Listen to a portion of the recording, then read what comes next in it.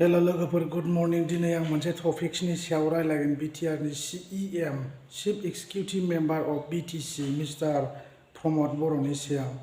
प्रमद बर' बिथाङा जेब्ला सरकाराव फैनो सिगां बहुद कमिटमेन्ट होदोंमोन, गोबां लाइमोनफोरखौ लानानै बड'लेण्ड मुभमेन्ट खालामदोंमोन। गामिनि जाम्बा जाम्बि माखासे लेखा गोरों आरो लेखा रोङि जायफोर बिथांमोनहा बड'लेण्डनि थाखाय सापर्ट खालामदोंमोन बिथांखौ प्रमद बर'नि खावलायनायाव बयबो बड'लेण्ड मुभमेन्टआव बाहागो लानांगौ होननायाव बयबो बर' सुबुंफोरा बाहागो लादोंमोन। थाउजेन्डस पिपल्सफ्रा बाहागो लादों, थाउजेन्डस एन्ड थाउजेन्डस जेसेबां अल बिटिआरआव बर'फोर दंमोन बयबो बाहागो लादोंमोन।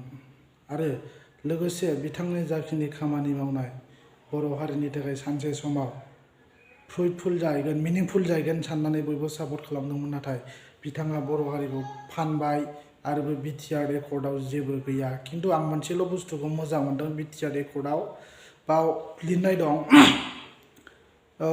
Government of Assam and government of India. बाव बिसोर बिथांमोना माने इन्डियानि गभर्नमेन्ट आरो आसाम गभर्नमेन्टआ बर' हारिनि identity of the Boro' people and tradition and culture and political and social economic डेभेलपमेन्टनि थाखाय माखासे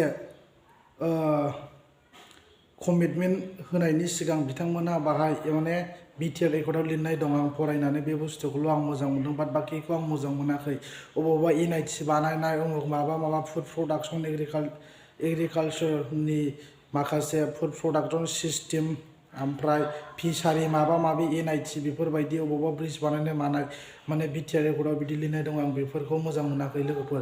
बिथांखौ इसिबां सापर्ट खालामदोंमोन बर' रायजो राजाफ्रा बड'लेण्ड मुभमेन्टनि थाखाय, न' बड'लेण्ड न' रेस, उइ वान्ट बड'लेण्ड बिदि होननानै बयबो सापर्ट खालामदोंमोन। बिथाङाबो बुंदोंमोन, होस्रिखावदोंमोन, स्ट्रागल खालामदोंमोन। नाथाय दिनै बिथाङा बर' हारिखौ जोबथा खमाय प्रमद बर' नोंथां, नोङो सासे लायारसो, थगायसुला, बुजिबाय। आरो मोनसे खोथाखौ आं बुंनो सानबावदों, बिटिआरनि दैट मिन्स बिटिसिनि EM राकेश ब्रह्म नोंथाङाबो सासे थिफुदला, सर्ट टेम्पार, एख' खामानि मावनो हाया, ओरैनो ससियेल मिडियाआव गोदाव सोराव खोथा बुंबाय थायो, जायनि जाहोनाव बर' हारिखौ 8 मास 9 मास 1 year थांबाय दासिमबो खामानि मावनो हायाखै।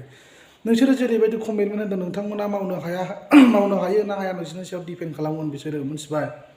UPPनि जेसेबां लिडार्सफोर दं बे 4 yearsआव उइथिन 4 yearsआव जेबो खामानि मावनो हाया नोंथांमोन। ओंखायनो मानसिफ्रा नोंसोरखौ क्रिटिसाइज खालामदों। नोंसोरा हायाबा हाया बेबायदि गोदाव सोराव कमिटमेन्टखौ होनो नाङामोन बर' रायजो राजाफोरनो। बड'लेण्ड मुभमेन्टनि थाखायसो नोंसोरो फुल सापर्ट मोन्दों, बुजिबाय। नङाबा नोंसोराव EM डिपुटि चिफ बा CEM जानाय MCLA जानायनि नोंस्रा जेबो जैगथा गैयामोन, जेबो गुन्दै गैयामोन। नोंसोरखौ अननानै बर' हारिफ्रा फुल सापर्ट खालामदोंमोन गावजों गाव खौसेथिनि थाखाय, बड'लेण्ड मुभमेन्टनि थाखाय नोंथांमोनखौ मदद खालामदोंमोन। नाथाय नोंथांमोना मानो बिदि थगायखो? गोबां आबादारिफोर, हालुवा, जाम्बा जाम्बि, लेखा गोरों, इन्टेलेक्सुवेल माने ब्रिलियेन्ट मानसिफ्राबो बाहागो लादोंमोन, पार्टिसिपेट खालामदोंमोन, सापर्ट खालामदोंमोन बड'लेण्ड मुभमेन्टआव नोंथां प्रमद बर'। आरो गोबां आबादारिफोरा गावसिनि आबाद मावनायनि भेलुएबल समफोरखौ दोनथ'नानै दुखु खस्थ' सान्दुं गोसा बा सारअन्थाइ बार अखाखौ नेवसिनानैब्लाबो बड'लेण्ड मुभमेन्टआव सापर्ट खालामदों। क'क्राझाराव रेल जथेनाय, अबावबा रेल लामा जथेनाय बेफोराव जोंबो सापर्ट खालामदों। गोबां बर' गामिनि जाम्बा जाम्बि मेंनो रोङै जाखिनि बिर जोहोलावफोर दं बिथांमोनाबो बाहागो लादों आरो जेसेबां दैदेनगिरि दंमोन बिथांमोनाबो बाहागो लादों। नाथाय दिनै नोंथांमोननि बेबायदि खामानि मावनायखौ नुयोब्ला सोर दुखु मोना? बयबोथ' गोसोआव जे गाज्रि मोनगोन ना आनहेपिनेस जागोन। नोंथांमोननि गोसोआवबो साननो हागौ कि बिथांमोना जोंखौ माने एसेबां क्रिटिसाइज खालामगोन। नोंसोरखौ अट'मेटिक क्रिटिसाइज खालामखागोन प्रमद बर' नोंथां। नोंसोरो एसेबां कमिटमेन्ट होनो नाङामोन। कमिटमेन्ट होबाय दे, खिन्थु बड'लेण्डखौ नोंसोरो लाबोनायनि खामानिखौ नोंसोर स्ट्रागल कन्टिनिउवास खालामबाय थानांगौमोन। आरो गेजेर ससेयाव नोंसोरो कमप्रिहेन्सिभ एन्ड फाइनाल सलुसन बे बुस्थुखौ मानो खालामखो? पिस एकर्डआ माखौथो बुङो? व्हाट इज पिस एकर्ड प्रमद बर'? नोंथाङा मा पिस एकर्डखौ मिथिया नामा? जुदि पिस एकर्ड जादोंब्ला दिनै बर' हारिनि माखासे रायजो राजाफ्रा दिनैहाय मानो गोजोननायखौ फोरमायाखै, मानो नुनो मोनाखै? रायजोफोरनि गेजेराव माने कनफ्लिक्टिं जानायखौ नुदों। बैबा बै गावजों गाव माने क्रिटिसाइज खालामनानै कनफ्लिक्टिं खालामनानै कन्ट्रभारसि जाबाय थानायखौ नुदों नोंथां प्रमद बर'। नोंथाङाबो नुदों ससियेल मिडिया, नोंथाङा नुयै जायैनि जाहोनाव गोजोननाय गैयै फोरमायदों, दुखु फोरमायदों।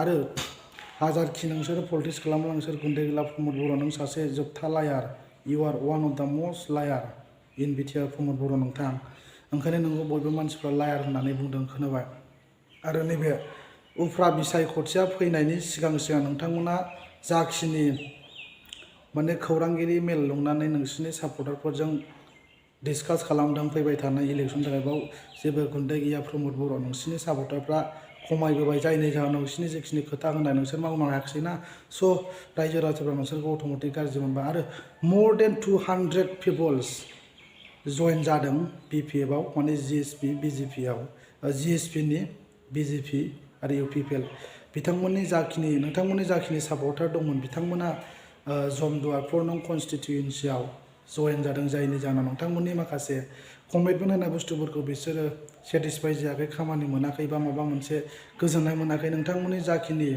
माने खाबु होगोन माबा मोनसे राहा होगोन जोङो पावाराव फैयोबा बेफोरबायदि खोथा बुंनानै नोंसोर कमिटमेन्ट होनानैबाबो नोंथांमोना दिनै मावनो गोसो गैया जायनि जाहोनाव नोंथांमोननि बेकग्राउन्डआ गाज्रि जाबोगासिनो दं आरो गणेश कसारी बिथाङा बुंदों माने फैगौ उफ्रा बिसायख'थियाव रोखा होननानै बिथाङा बुंदों बिपिएफ पार्टिया देरहानाया रोखा होननानै 58 नं कनस्टिटिउयेन्सिनिफ्राय बिथाङा इन्डिपेन्डेन्ट केन्डिडेट महरै गसंगोन आरो आंबो रोखाखा बिथाङा बिपिएफ पार्टिनि केन्डिडेट हिसाबै इन्डिपेन्डेन्ट गसंनाय बिथाङा उइनार जागोन आं बेखौ 100% बुंखायो प्रमद बर' नोंथां गाव जेबो पलिटिक्स खालामनो नोंहा गुन्दैबो गैला नों देरहाखाया आरो जमदुवारावबो रोखाखा बिपिएफआ देरहाखाबाय बुजिबाय ओंखायनो नोंथांमोन जेरैबायदि कमिटमेन्ट होदों खामानिखौ सिस्टेमेटिक पजिसनाव मावनांगौ स' होमबासो ना रायजोफ्रा नोंसोरखौ मोजां मोनगोन गोसोआव मोजां गुड फिलिंस फैगोन होमबासो प्रमद बर'नि दैदेननाय सरकारा मोजां रायजोफोर सापर्ट खालामनांगौ परिबर्तन लाबोगोन मागोन अब्लासो ना नोंथांखौ सापर्ट खालामगोन नाथाय